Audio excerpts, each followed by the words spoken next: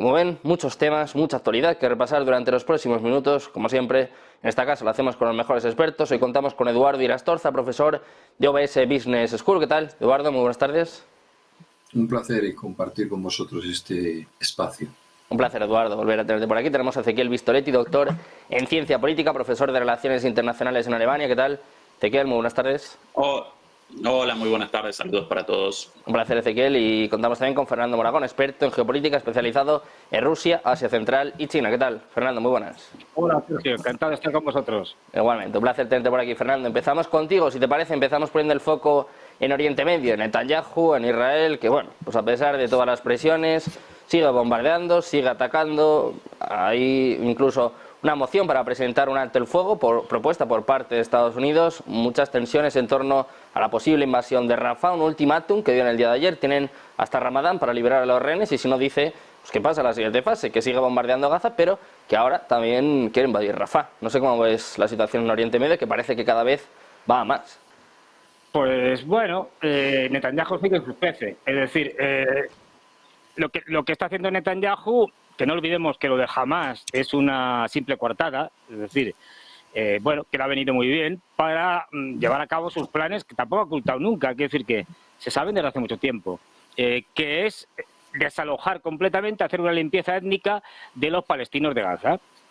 De hecho, Egipto cada vez tiene más presión, ha tenido que reforzar sus fronteras y parece que va a ceder, es decir, y al final va a tener que construir en el lado egipcio de la frontera, dejar una zona para refugiados palestinos, que es en última instancia lo que pretende, ya digo, Netanyahu, es decir, desalojar completamente Gaza y anexionarse Gaza, como hizo en su momento con los Altos de Golán. Y lo demás, es verdad que tiene presiones, que cada vez tiene un gobierno más cercado, no tanto desde el exterior, que también, por el tema de los Houthis, que ayer hundieron un barco británico, y atacaron varios más, también con el tema de Hezbollah, que no olvidemos, desde el inicio del conflicto, Hassan Nasrallah dijo que cuando vieran que Hamás estaba ya prácticamente derrotado, entonces ellos entrarían de verdad a la guerra. No sabemos si lo harán o no, pero Hassan Nasrallah lo dijo y está grabado. Y por el momento Hamás pues no han acabado con ellos. Es decir, están debilitados, tienen problemas, pero siguen funcionando en la franja de Gaza. O sea, es decir, que no ha cumplido nada. No olvidemos, Netanyahu no ha acabado con Hamás, y llevamos unos meses, no ha conseguido devolver los rehenes a sus familias, fundamentalmente porque él no ha querido, es decir, porque no es para él una prioridad, aunque diga luego lo contrario, si no se hubiera llegado a algún tipo de acuerdo, y cada vez tiene en casa más protestas, tanto de los israelíes que están defendiendo la necesidad de que se haga un pacto para que vuelvan los rehenes israelíes, como una mayor parte del pueblo, que cada vez es más amplia, que está en contra del gobierno de Netanyahu. Y además Netanyahu sabe que en el momento que la guerra termine, Netanyahu es un cadáver político. Y veremos si no es también carne de cárcel, porque tiene varios procesos abiertos, más los que le puedan abrir por muchas de las cosas que ha hecho. Digo, desde el propio Israel, no estoy hablando de tribunales internacionales ni nada de esto. Con lo cual, a Netanyahu le interesa prolongar en cierto sentido la guerra. Estados Unidos, por el momento, no le está metiendo la presión necesaria para que cambie, porque yo creo que ahora mismo Estados Unidos tiene tal desastre geoestratégico y geopolítico que no saben ni lo que hacen, ¿no? Yo me apunto a la frase de Kamala Harris en la conferencia de Múnich, cuando más o menos le preguntaron, con el tema de Ucrania y tal, ustedes que han estado hablando, ¿tienen un plan distinto? ¿Tienen un plan B? Y dijo, no, tampoco tenía un plan A. Es decir, quiero decir que es un desastre, que van improvisando sobre la marcha los Estados Unidos, especialmente en el tema en el tema del conflicto israelo-palestino.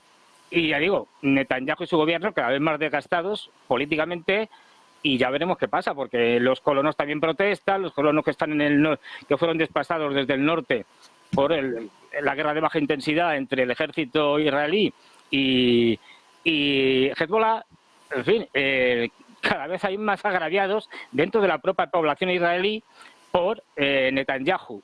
Y bueno, vamos a ver, porque los americanos les dijeron que bueno, que podía estarse un tiempo, pero que sobre todo dijeron después de marzo ya empieza la campaña electoral seria y estas cosas, y en fin, con un candidato tan sólido que tienen como Biden, pues es como para que Netanyahu no se lo ponga más difícil. En fin, yo creo que vamos a ver, y sobre todo el problema aquí, la peligrosidad es que cuando el gobierno se vea muy acosado, se vea muy contra las cuerdas, le dé por una huida hacia adelante y ampliar el conflicto. Es decir, pues vamos a montar un lío gordo en Siria, o vamos a atacar Irán, o vamos a hacer cualquier cosa, para que la cosa se generalice y obligue a los norteamericanos a participar en una guerra ya en todo Oriente Medio. Ezequiel, ¿cómo ves tú la situación? Y sobre todo, como bien estaba apuntando Fernando, ¿cuánto tiempo le queda a Israel? ¿Cuánto tiempo le queda a Netanyahu? Porque estamos cada vez más cerca de las elecciones de Estados Unidos y, como bien explicaba Fernando, desde luego que a Biden ya lo último que le faltaba es, bueno, pues que se monte aún más en Oriente Medio, ¿no? Que se monte un conflicto regional, ya lo que le faltaba al pobre Biden. Sí, bueno, de acuerdo con la mirada de Fernando en términos generales, efectivamente el conflicto en Medio Oriente no ayuda en absoluto al gobierno de Biden. Sin embargo, machacan y machacan con más combustible al fuego. Recordemos que después de cada una de las visitas del secretario de Estado Blinken a la zona con el objetivo de generar una desescalada, inmediatamente determinan una escalada de la situación a partir de declaraciones fuera de lugar o a partir directamente de ataques directos definidos o mejor dicho, llevados a cabo durante esas giras tendientes o con el objetivo supuesto de la desescalada. Bueno, inmediatamente en ese contexto comienzan los bombardeos contra los hutíes en Yemen. Efectivamente, la situación de Netanyahu aparece o representa una situación de huida hacia adelante,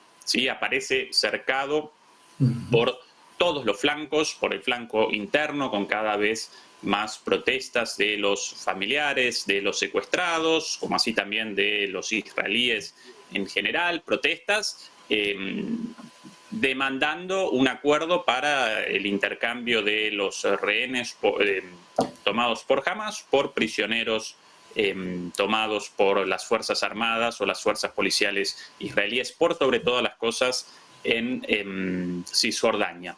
Por un lado, el frente interno. Por otro lado, la situación en la Franja de Gaza, donde machacan y machacan, acometen y acometen, pero no pueden materializar los objetivos supuestamente buscados, en gran medida por lo irrealizable de todos esos objetivos. Ni desactivar la amenaza de Hamas, ni realizar el rescate de los secuestrados. Recordemos que la semana pasada por primera vez presentaron una operación exitosa ante los medios en la cual pudieron generar el rescate de dos israelíes secuestrados. En total, junto a una soldado israelí rescatada ya hace varios meses, contabilizan 3 los israelíes rescatados por las Fuerzas Armadas, otros 3 muertos por las propias Fuerzas Armadas de Israel, según muchos analistas, debido a la llamada Directiva Aníbal, esta orden de el asesinato de cualquier rehén descubierto. Si no queremos acompañar esa línea, bueno, entonces asesinados por error, pero asesinados por las propias Fuerzas Armadas. Después alrededor de 30 secuestrados muertos, según Hamas por los bombardeos, según Israel por el propio Hamas, pero considerando la profundidad, la densidad de los bombardeos, casi con seguridad esos bombardeos determinaron la muerte de los propios israelíes secuestrados, y finalmente alrededor de 150 prisioneros, perdón, personas secuestradas intercambiadas, con lo cual la relación, las cifras verdaderamente presentan esto de manera clara. La única forma para realizar, para generar la liberación de los secuestrados aparece en la negociación, ¿sí? Y Netanyahu rechaza la negociación porque rechaza un alto el fuego. Así que ese objetivo impracticable,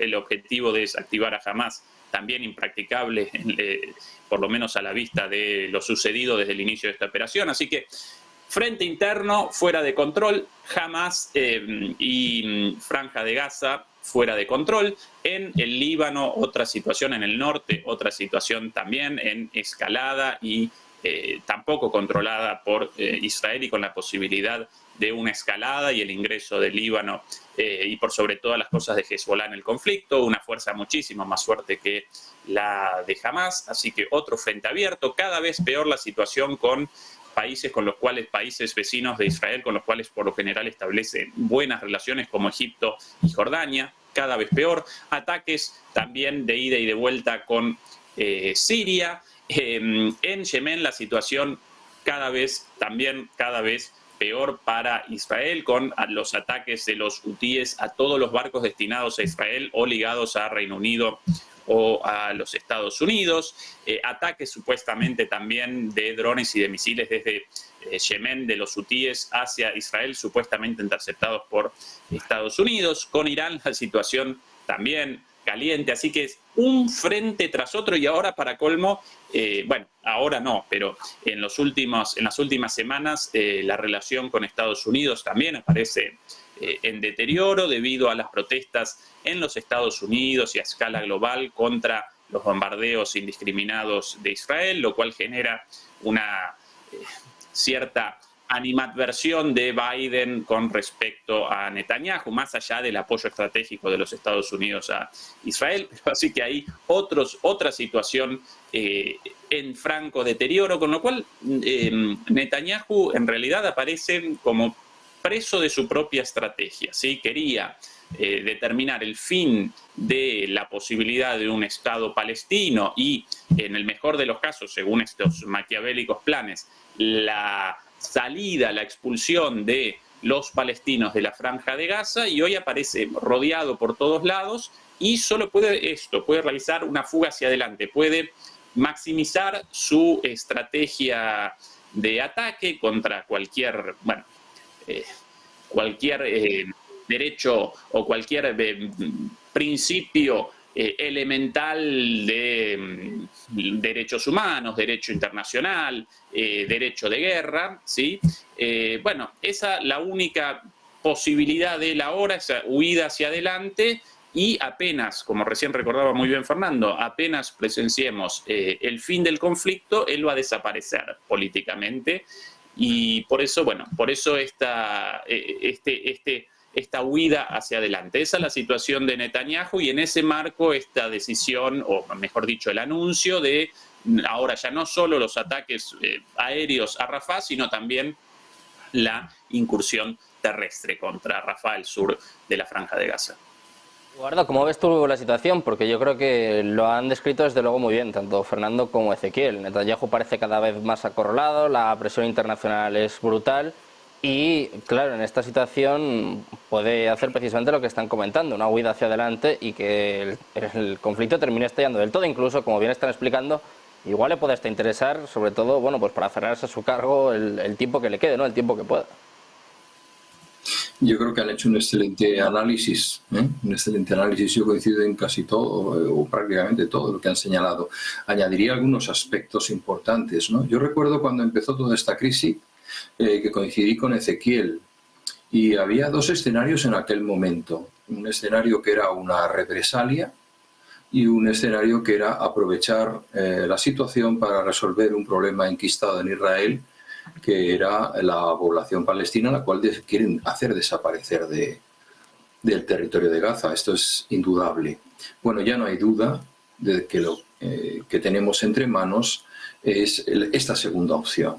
Lo de la represalia está muy lejos de ser simplemente una represalia por el enorme volumen de daño injustificado que está ejerciendo sobre la población palestina. Es dramática esas imágenes que vemos por drones y por satélites, en donde vemos la población palestina hacinada en Rafah. Bien, ante eso yo retomaría un poco el comentario de Fernando, en el sentido de que efectivamente aquí señalábamos la posibilidad de que Egipto, lejos realmente de su auténtica frontera, es decir, lejos de las tierras que circundan el Nilo, etcétera, pues generara un escenario de acogida impermeable cara a la penetración de esa población en Egipto, ¿no? De esta manera, un país que colabora muy estrechamente con Estados Unidos, pues no se vería tampoco con este problema.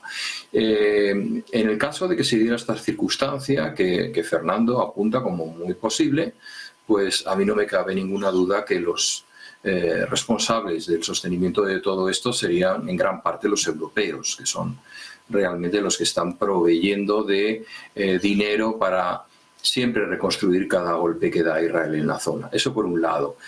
También existía la posibilidad de la Transjordania de que se quedaran en Gaza en la medida en que existiera un Estado palestino, de que los desplazasen a Siria y Líbano, incluso, que esto cada día es más posible, que una parte de esa población se lanzase, se enviase a Europa en un programa de acogida, ¿no? De acogida responsable de esta población.